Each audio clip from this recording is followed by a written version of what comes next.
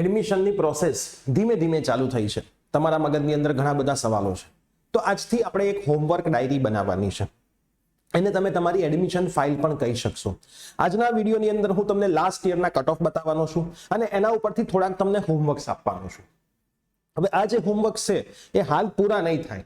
આખી એડમિશન પ્રોસેસમાં તમે નાનું હોમવર્ક કરશો તો જ જઈને સારી કોલેજમાં અને તમને મનગમતી બ્રાન્ચમાં એડમિશન મળશે. બાકી ગુજરાતમાં આટલી બધી કોલેજીસ છે, આટલી બધી બ્રાન્ચ છે, JEE થી એડમિશન થાય છે, બોર્ડ ગુજસેટ થી થાય છે, ઇમ્પ્રુવમેન્ટ એક્ઝામ થાય છે, મેરિટ બદલાય છે, એટલું કન્ફ્યુઝિંગ છે. તો એ કન્ફ્યુઝનમાં તમારે જો ના રહેવું હોય તો આજનો આ વિડીયો પૂરેપૂરો જોજો. ચેનલ પર નવા હોય તો સબસ્ક્રાઇબ કરી દેજો. વોટ્સએપ ગ્રુપમાં જોડાયા ના હોય એક પણ તો જ ડિસ્ક્રિપ્શનમાં વોટ્સએપ ગ્રુપની લિંક છે, ખાસ જોડાયેલા રહેજો. અહીંથી તમને બધી જ પરફેક્ટ ડિટેલ માહિતી રોજ બરોજ એક કે બે વિડીયોમાં મળતી રહેશે. તો યસ દોસ્તો, મારું નામ છે પ્રિયેશ પટેલ. આપ સર્વેનું ખૂબ ખૂબ હાર્દિક સ્વાગત છે પ્રિયેશ વિદ્યાપીઠ પ્લેટફોર્મની ઉપર. સૌથી પહેલા તો હું તમને એક પીડીએફ બતાવું છું. એ પીડીએફ આપણે આપણી એપ્લિકેશનમાં મૂકી દીધી છે. આપણી એપ્લિકેશન પ્રિયેશ વિદ્યાપીઠ પ્લે સ્ટોર અને એપ સ્ટોરમાંથી ડાઉનલોડ કરી લો. નીચે ડિસ્ક્રિપ્શનમાં એની લિંક છે. હોમ પેજ ઉપર માય કોર્સમાં એક ACPC 2025 નો કોર્સ તમને મળી ગયો છે. એ કોર્સના પહેલા ફોલ્ડરમાં તમે જશો, એમાં BE BTechમાં જવાનું. આ પીડીએફ તમને ત્યાંથી મળશે. તમે એને ડાઉનલોડ કરી લેજો અને તમે ચેક કરી શકશો. હવે આની અંદર જે ડેટા છે એ ડેટા તમે જોશો, last admitted rank after online admission process on government seats 2024-25 ગવર્મેન્ટની જે સીટ છે અને નીચે પછી એ લોકોએ પ્રાઇવેટનું પણ આપેલું છે. બંનેનું આની અંદર જ ભેગું છે. પણ આખું તમારે પીડીએફ જોવી પડશે. એપ્રોક્સ 17 પેજની પીડીએફ છે. બરાબર, હું આને ચેક કરું છું. હા, 17 પેજની પીડીએફ છે, જેમાં પ્રાઇવેટ કોલેજ ને ગવર્મેન્ટ કોલેજ બધી જ કોલેજ આવી જાય છે. હવે ઘણા બધા વિદ્યાર્થીઓનું કહેવું એવું હોય છે કે સર કોલેજમાં તો પહેલા રાઉન્ડમાં જ સીટ્સ ભરાઈ જાય. આની અંદર તમને જોવા મળશે છેલ્લા રાઉન્ડ પછી પણ સીટ્સ ખાલી છે.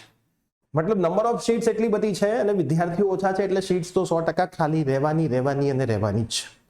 થોડુંક તમે આમાં પહેલા સમજો કે આ શું કહેવા માંગે છે. આ પહેલી એક કોલેજનું નામ છે SS ગાંધી ગવર્મેન્ટ ઇન્સ્ટિટ્યૂટ છે. અહીંયા ગવર્મેન્ટ છે કે પ્રાઇવેટ એવું મેન્શન એ લોકોએ કર્યું હશે. થોડુંક નીચે જઈને હું તમને બતાવું. જો સેલ્ફ ફાઇનાન્સ લખ્યું છે, SFI મતલબ સેલ્ફ ફાઇનાન્સ. તો ગવર્મેન્ટ અને સેલ્ફ ફાઇનાન્સ હશે. સેલ્ફ ફાઇનાન્સ એટલે ફીસ ભરવાની, ગવર્મેન્ટ એટલે ફીસ નહીં ભરવાની. ગવર્મેન્ટમાં બોયઝને 1500 રૂપિયા હોય, ગર્લ્સને કશું ના હોય. એમાં TFWS હોય તો કઈ ના હોય. હવે TFWS શું છે જાણવું હોય તો એ ડિસ્ક્રિપ્શનમાં વિડીયોની લિંક મૂકી દઉં છું, એ જોઈ લેજો. આનું ફોર્મ ભરવાનો વિડીયો બી ના જોયો હોય તો એની લિંક મૂકી દઉં છું, જોઈ લેજો. સિવિલ એન્જિનિયરિંગ બ્રાન્ચ છે.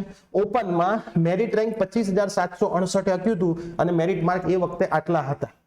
તો મેરિટ માર્ક પ્રમાણે આટલો જ આ વર્ષે મેરિટ રેન્ક આવશે એવું પણ જરૂરી નથી. બરાબર, થોડું ઘણું અપડેટ તો દર વર્ષે રહે. એટલે જ્યાં સુધી મેરિટ રેન્ક કે મેરિટ માર્ક ના આવે ત્યાં સુધી હું એવું કહું છું કે કઈ કોલેજમાં એડમિશન મળશે એ ચિંતા કરવાનું ભૂલી જવાય. તમારે શું ચિંતા કરાય? Homework number 1. હું જોડે જોડે તમને હોમવર્ક્સ પણ આપતો જાઉં છું. આજનું તમારું હોમવર્ક, તમે એક સરસ મજાની માર્કેટમાંથી 2025 ની ડાયરી લઈ લો. શું કહું છું તમને ખાસ યાદ રાખજો. તમે એક ડાયરી લઈ લો. ડાયરી ક્યારેય ખોવાશે નહીં અને સારી ડાયરી લેજો કે જે સચવાય. બરાબર, એક ડાયરી સચવાય. એમાં પહેલા પેજ ઉપર તમારું નામ લખી દો. તમારે આ વખતે એક્ઝામ પાસ આઉટ કરી છે એ લખી દો. સીટ નંબર અમુક લખવા હોય તો સીટ નંબર લખી દો. તમારો ID પાસવર્ડ જે તમે ACPC માં ફોર્મમાં ભરો છો એ લખો. તમારા સુધી રાખજો, કોઈને આપતા નહીં એ ડાયરી ખાસ. હવે સૌથી પહેલા પેજ ઉપર તમારો ઇન્ટરેસ્ટ કઈ બ્રાન્ચમાં છે. તમે એવું તો નહીં કે સાહેબ એ જ નથી ખબર કઈ બ્રાન્ચમાં લેવું. હવે બે રીતે તમે તમારો ઇન્ટરેસ્ટ નક્કી કરી શકો છો. એક, તમારે વધારે સારા માર્ક્સ આવવાના છે તો તમને કોમ્પ્યુટર ITમાં સારી કોલેજમાં મળી જશે. બીજું, તમને વધારે સારા માર્ક નથી આવવાના તો કોમ્પ્યુટર ITમાં સારી કોલેજમાં તો નહીં જ મળે. સમજો હું શું કહું છું. કોમ્પ્યુટર IT ઘણા બધાનો ગોલ આ જ હોય છે. હવે કોમ્પ્યુટર IT CSE, CE અને CS, જો હું થોડુંક છે ને સરખી રીતે લખી નાખું, CE, CSE, CS, આ ત્રણે સેમ ફિલ્ડ છે. બરાબર, અને ચોથી થાય IT થોડીક અલગ પડે, સહેજ અલગ, 3-4 સબ્જેક્ટો છે. તમારો ધારો કે આ ગોલ છે તો તમારે આની અંદર 2 હોવા જોઈએ. બેસ્ટ કોલેજ, દેખો બ્રાન્ચ તો તમે બેસ્ટ રાખી જ છે, કે નોર્મલ એવરેજ કોલેજ. હવે તમારા માર્ક જોરદાર આવવાના જ છે તો તમને બેસ્ટ કોલેજમાં મળવાનું જ છે. તમારા માર્ક મિનિમમ આવવાના હોય, તમે ફિલ્ડ છોડવા માંગતા નથી તો તમારે એવરેજ કોલેજમાં લેવું પડે. ઓપ્શન નંબર 2, તમારા માર્ક સારા આવવાના છે તો પણ તમારે આના સિવાયની અધર બ્રાન્ચમાં જવું છે.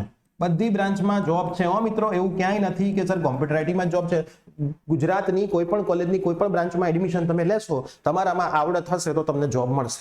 આ સિમ્પલ દેશી ભાષામાં મેં તમને સમજાવ્યું કે જોબ કોને મળે, બરાબર? તમને જોબ તો જ મળશે તમારામાં સ્કિલ હશે, બાકી DAIICT પાસ થાઓ સ્કિલ નહીં હોય તો જોબ નહીં મળે. અધર બ્રાન્ચમાં તમને ઓછા માર્કે પણ સારી કોલેજ મળવાના ચાન્સીસ વધારે હોય છે.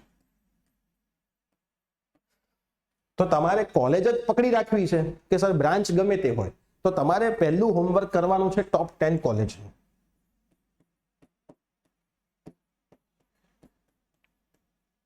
આ હોમવર્ક તમારે કરવાનું છે કે સર મને ટોપ 10 કોલેજમાં ગમે તે બ્રાન્ચ મળશે અથવા 2 થી 3 મેં બ્રાન્ચ નક્કી કરી છે, તો મોસ્ટ પ્રોબેબલી તમને એમાં મળી જ જાય, કેમ કે એમાં સીટો ખાલી રહેવાના ચાન્સીસ થોડા હોય છે.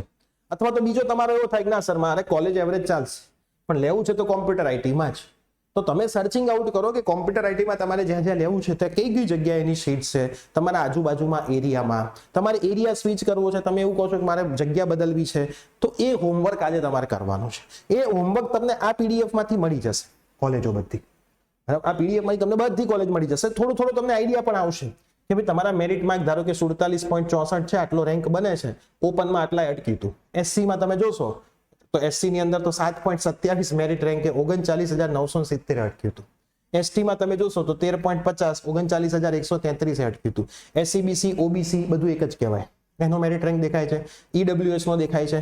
પછી સર્વિસમેન, બરાબર, એરફોર્સમાં કે એમાં તમારા આર્મીમાં પેરેન્ટ્સ હોય એમના માટે ડેશ ડેશ ડેશ છે, એટલે એ નથી ડેટા. એના પછી TFWS એટલે ફ્રી શીટ, મેં તમને જે કીધું એ. હવે AI રેન્ક અને JEE મેઇન્સ રેન્ક.